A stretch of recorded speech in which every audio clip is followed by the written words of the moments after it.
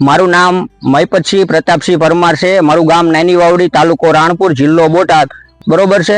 હું ખેડૂત મિત્રોને કહેવા માંગુ છું કે મેં આ ટ્રાયસીડનો છંટકાવ કર્યો એ પહેલા મારા કપામાં સંખ્યાબંધ થીપ્સનો એટેક હતો। આ દવા છાંટવાથી મને પાકું રિઝલ્ટ મળ્યું છે અને થીપ્સ નામનો રોગ વયો ગયો છે છતાં।